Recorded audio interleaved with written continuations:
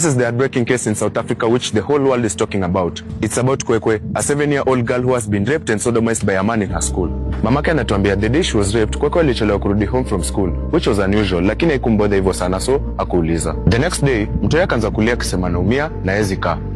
Mamake akaamua kumkagua, and that is when she found out that she's bleeding on both her private parts, which only means one thing: she was raped. Aka notify the dad and they immediately rushed her to hospital. After kumfikisha OC, ikakuwa waende stenje, but mkoro akasuggest before waende stenje, acha waende chuo kwanza waripoti case, wana wanaweza anza kusaidiaje. Kufika shule, wakapata kuna modi yako ready kuwasaidia, so akarudi stenje.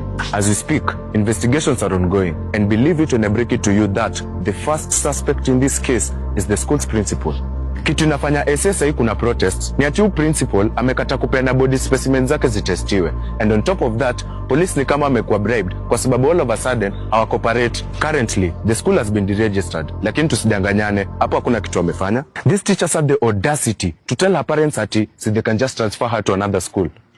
The whole world is demanding justice for this young girl, and we won't relent till we find it. Ukiona video yote imeandikwa justice for Cwecwe, usingoje mtu akwambie repost. Bunga, ladies and gentlemen, welcome back to BAV. This is Bunga Audio Visual, and you've seen the video. It's a very, very sad video, but yeah, that's how life is, and we really discourage such kind of behavior, especially from those people who are holding such high offices, or rather such offices of honor in this particular world. So I'd like to welcome you back and thank you for the 300 subscribers. And this is a place where we stand for justice, truth, and the voices that need to be heard. So today we talk about a story of the young lady by the young girl by the name Cwecwe, and this is a story that has shaken South Africa and sparked outrage across the world. And it's about a young girl, and it's a very heartbreaking incident and a call for justice that we cannot ignore. The fact that it's happened to another country out there doesn't mean that it can't happen to some children in our country, because the guy has created awareness. And the fact that the guy who has created awareness is somebody from Kenya, and he's trying to stand up for what is supposed to be, for the justice that Cwecwe, the victim, was supposed to be served in South Africa. It means that we as human beings of this particular country are connected. And this is not just a South African issue, it's a global issue. Because the reason as to why I'm saying that this thing matters is when justice is denied everywhere, it sets a dangerous precedent as everywhere. And that is why every person who comes across the message justice for Cwecwe must share it and speak about it and stand in solidarity. Silence is not an option, but silence is usually not an option when it comes to protecting the innocent. Because we do understand that justice delayed is justice denied. And to the people fighting for justice, one thing I can say is that to the brave man we saw in the video, who was trying to raise awareness online, and to everyone refusing to let this story be swept under the rug, your efforts matter a lot. And to the brave men and women out there who are actually supporting the guy you've seen in the video, supporting the cause of hashtag justice for Cwecwe, your effort really matters. And history has shown us that change happens when people refuse to be silenced. And that is why we are able to enjoy the kind of freedom of speech we are enjoying right now, because our forefathers, rather our ancestors, weren't really willing to live on their knees.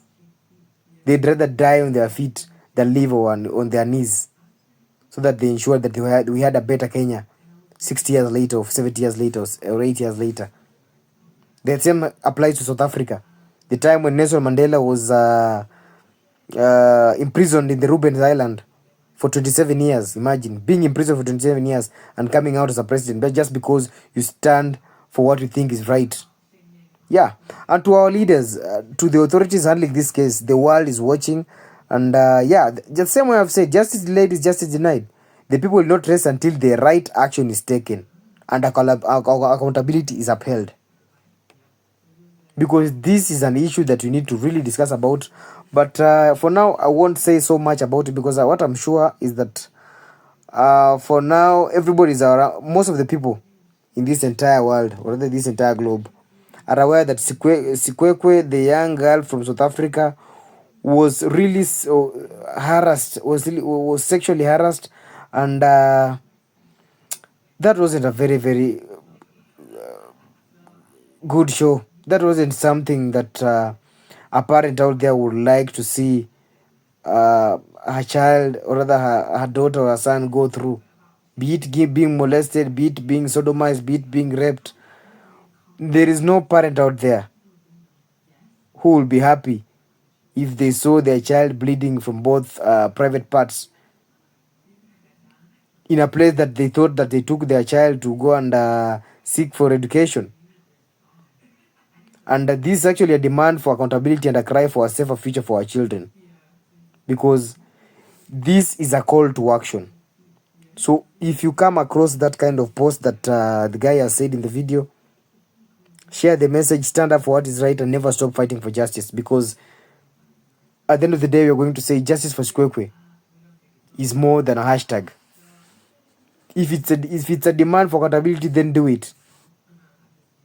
Because we've seen so many people going through such kind of incidents, such kind of traumatizing incidents. They end up hanging themselves just because they kept quiet about it. And which is that's a very, very sad state of affairs. We cannot keep on allowing our young men and women out here getting sexually harassed, then we keep quiet about it, and the moment they cut their life, they hang themselves, or rather throw themselves from the rooftops, from rooftops. We keep on complaining at, oh, these guys that don't have emotional stability, yet they were there and we saw the kind of things that you're going through.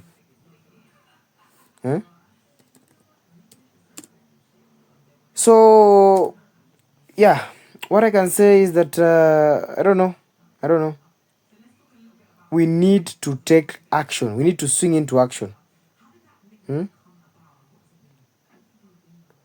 So yeah, I'm so pissed, and I won't say much about this, because anybody who rapes a young man or woman out there just deserves hell. That is what I can say.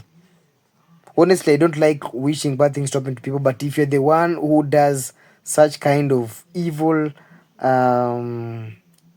deeds to the young men and women out there who are innocent before they even get to live to sexual maturity, you are the most evil, the most I don't know.